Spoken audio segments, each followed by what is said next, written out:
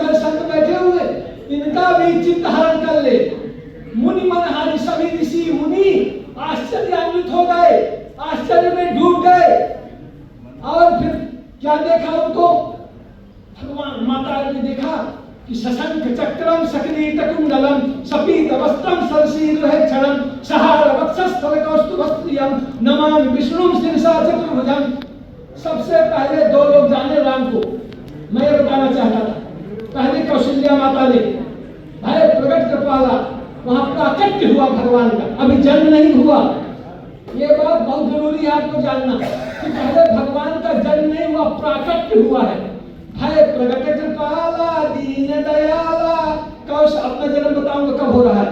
कौशल्या हितकारी हर्षित महतारी मुनि मनहारी अद्भुत रूप विचारी निहारी। फिर कहा कि अब लंबा है, मुख्य बात कहना है। तो कहा कि माता पुनि बोली सोमति डोली यह रूपा। ये शंख चक्र गदा पद्ममाला, ये रूप महाराज अब सरकार इसको बंद करिए, इसको लुप्त कर दीजिए, इसको लुप्त कर दीजिए।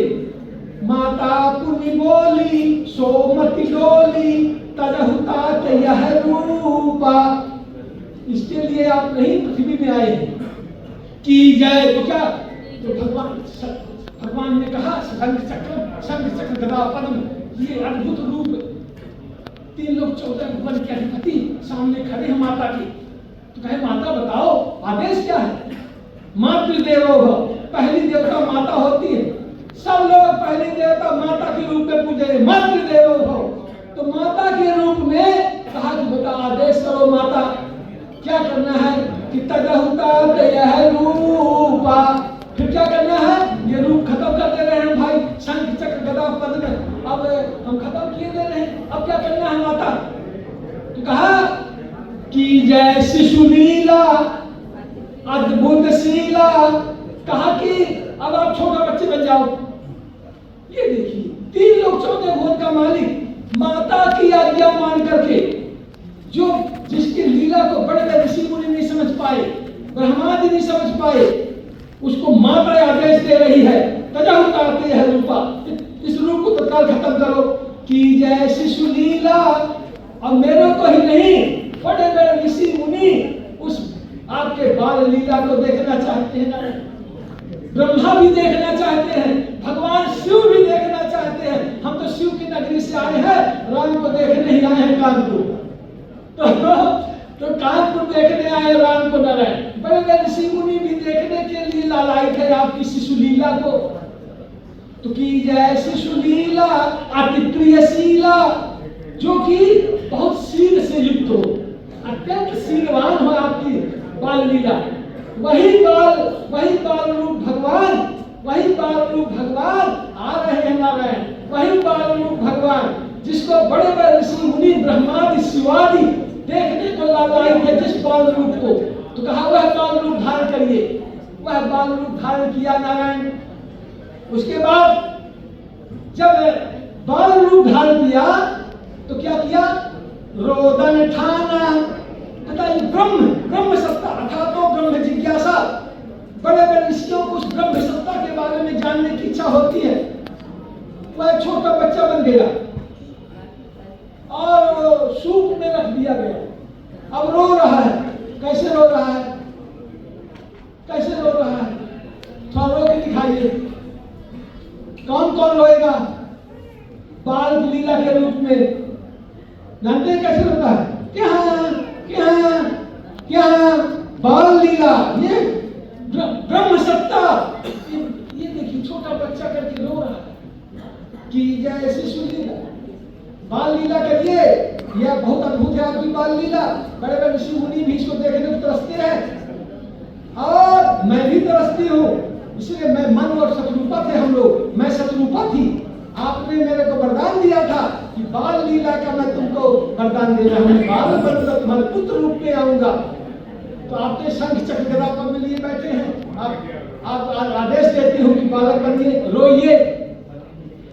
जब रोया जाता है नारायण, चाहे अस्पताल में बच्चा भर्ती हो चाहे घर में हो, तब बड़े लोगों को बताया जाता है अब जन्म हो गया, पहले प्राकट्य हुआ था, ये महत्वपूर्ण बात है। अब जन्म हुआ है, जब बालक रोदन ठाना, जब वह रोने लगे माता के आदेश से, उसके पहले तो शंख चक्र गदा पद्म लिए बैठे थे, अभी उनका जन्म नहीं, अब जन्म हुआ। जब बालक रोने लगता है तो नर्स बताती है बाहर आकर के कि बेटा हो गया, नेग लाओ, बधाई बधाई हो, बधाई, राम का जन्म होने वाला है, बधाई।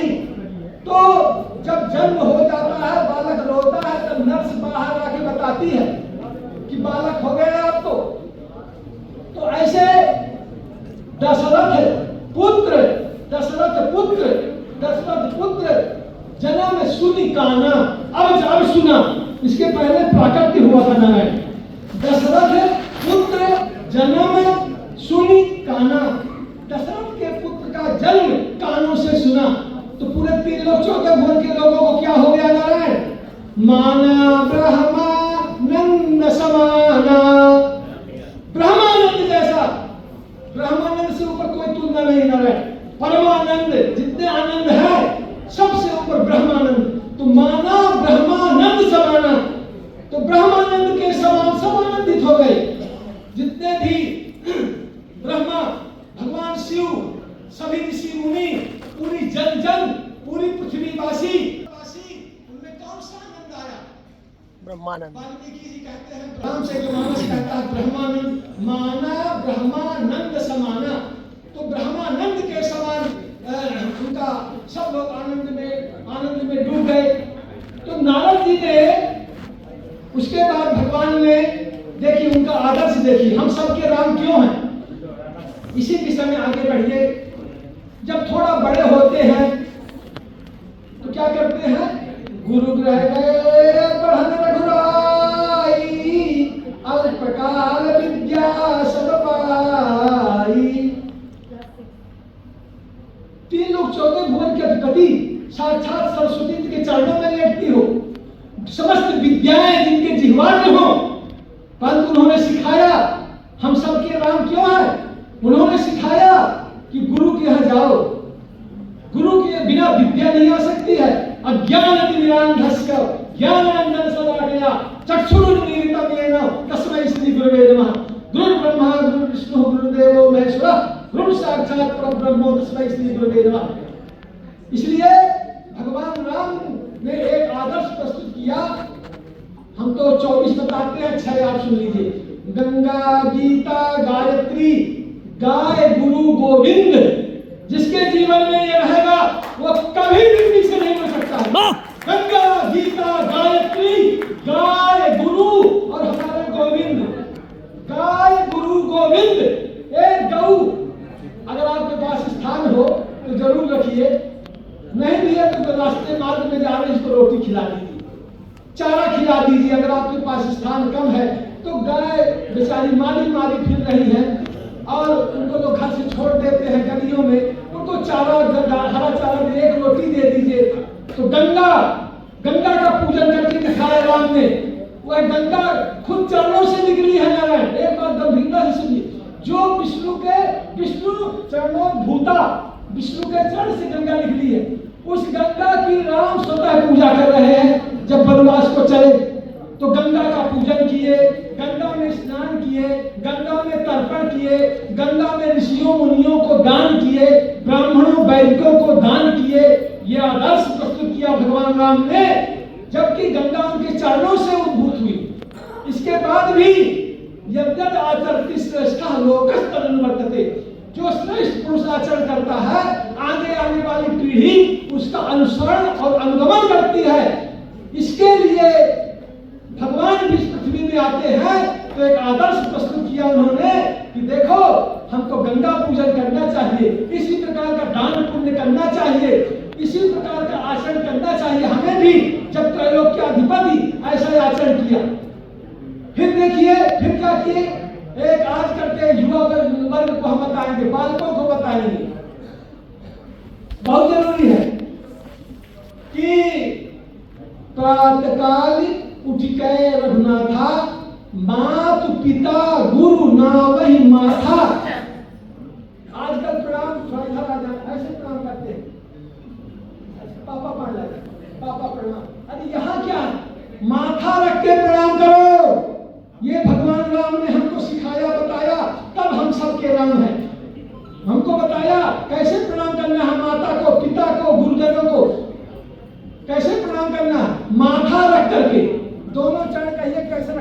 जी, हम आपको माथा रख के प्रणाम करना चाहते हैं और दोनों चरणों के बीच में माता को मातृदेवो भव, पितृदेवो भव, तब गुरुदेवो भव। पहली गुरु माता, इसी में सब लोग ताली बजाइए। पहली गुरु माता, ये भगवान राम ने प्रस्तुत किया, क्योंकि पहला आदेश गुरु माता का ही राम को मिला कि जय शिशु लीला। पहला आदेश माता का भगवान राम को मिला। अब फिर आगे चलते हैं आपकी गुरु का, गुरु को प्रातः काल उठ के रघुनाथा, मातु पिता गुरु नाम ही माथा। अब पूरा जब अद्भुत काम करके आया, राक्षस विहीन पृथ्वी कर दिया, धर्म की स्थापना कर दिया, परित्राणाय साधूनां विनाशाय च दुष्कृतां धर्म संस्थापनार्थाय संभवामि युगे युगे। अद्भुत कार्य कर दिया। सब ऋषि मुनि देवता लोग पुष्पों की वृष्टि करने लगे। ऊपर 33 करोड़ कोट देवता भगवान राम के ऊपर अयोध्या आने पर। अब अयोध्या आने ही वाली है, पुनरुद्धार हो रहा है। नारायण, सांस्कृतिक राष्ट्रवाद का पुनरुद्धार हो रहा है। सांस्कृतिक राष्ट्रवाद त्रेता के बाद 500 वर्षों के इंतजार के बाद 22 तारीख अब आ गई, 4 दिन बाकी है। बस अब बीते का ये बहुत देर लग रहा था, कै दिन आएगा, कै दिन, 4 दिन 4 दिन। हम तो आज 1 महीना से गिर रहे हैं, 29 दिन, 28 दिन, 27 दिन, 36 दिन, आज 18 तारीख, 4 दिन। पता नहीं कब आएगी, 22 कल आ जाती, जल्दी आ जाती, आगे आ जाती। तो है वो इंतजार हो रहा है जो इतने सालों से इंतजार हो रहा था। और भगवान राम का आदर्श देखिए, उन्होंने कहा नहीं, गुरु वशिष्ठ आपका है सरकार, आपने अद्भुत कार्य किया, दिव्य कार्य किया और राक्षस विहीन पृथ्वी कर दिया, धर्म की स्थापना कर दिया, अधर्म का विनाश कर दिया। तो राम क्या कहते हैं? सबके राम, बहुत ध्यान से सुनिए क्या कहते हैं। 33 करोड़ देवता कहते हैं आपने राक्षस विहीन पृथ्वी को कर दिया, धर्म की स्थापना कर दिया, आपने आचरण से सबको गदगद कर दिया। ये है मर्यादा। आपकी मर्यादा से दूसरों को आप सम्मान करते। भगवान राम की मर्यादा, हनुमान जी सब पता लगा करके आए लंका, सीता को जब लौट करके आए तो कहा कि प्रति उपकार करो का तोरा। हनुमान जी महाराज ये देखिए, जबकि हनुमान जी महाराज कैसे गए?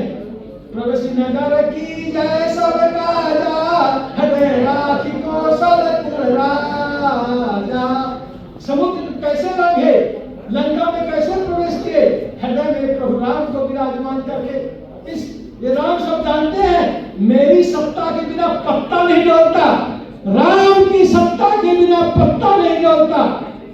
इसलिए एक बात और कहेंगे, सब लोग हनुमान जी के हाथ जाते हैं, जय हनुमान ज्ञान सागर जय कृष्ण लोक उजाला, राम तो धाम अंजन तो परशुरामा। अब पीछे राम जी का रहेगा वहां। अरे भाई, राम के बिना हनुमान नहीं।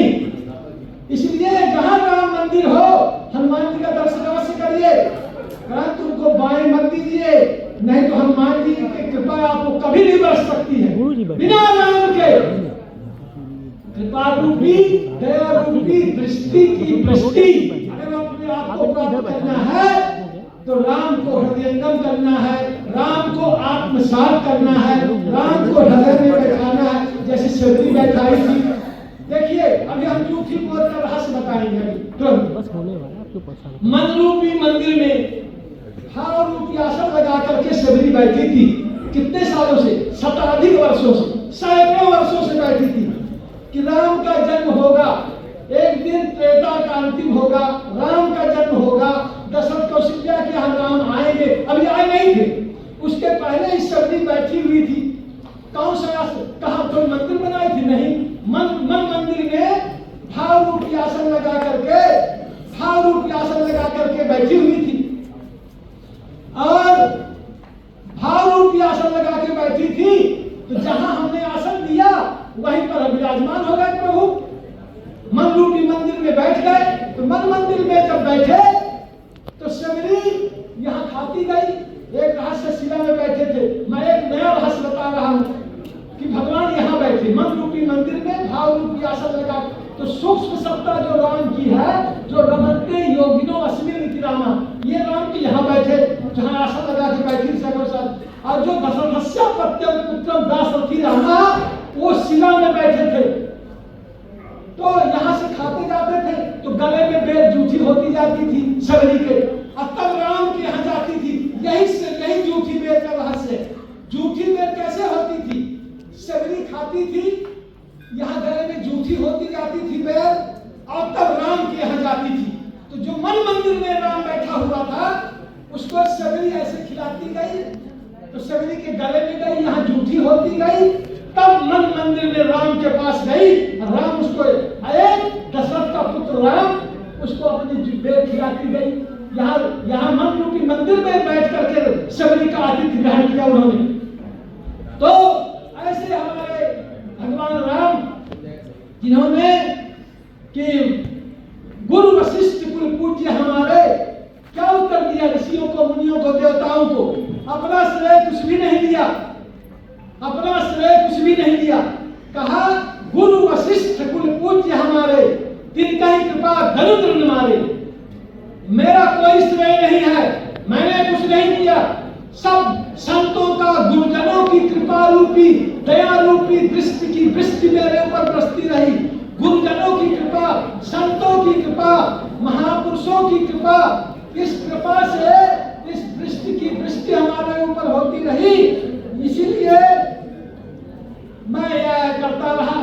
भगवान राम ने कि आज लगता है कुछ लंबा हो रहा है, अब समय कर जाए, ऐसा हमको। अच्छा, तो भगवान वनवास और राज्याभिषेक, अगर हमको कहा जाए कि आपको बहुत बड़ा सम्मान दिया जा रहा भारत रत्न, हम दौड़ पड़ेंगे। और कह दिया जाए कि आपको जन कल्याण के लिए वनवास जाना है, जन कल्याण के लिए वनवास जाना है, तो हम वहां से दूर भाग जाएंगे। तो जितना आनंद प्रभु को खुशी वनवास से हुई, उतना एक दिन पहले राज्याभिषेक से खुशी नहीं हुई। उनको खुशी हुई वनवास से। क्यों? लोक कल्याण के लिए पैदा हुए थे, जन कल्याण के लिए पैदा हुए थे, वह उद्देश्य पूरा नहीं होता। फिर उनका संकल्प था कि राक्षस विहीन पृथ्वी को कर दूंगा, ये संकल्प पूरा नहीं होगा।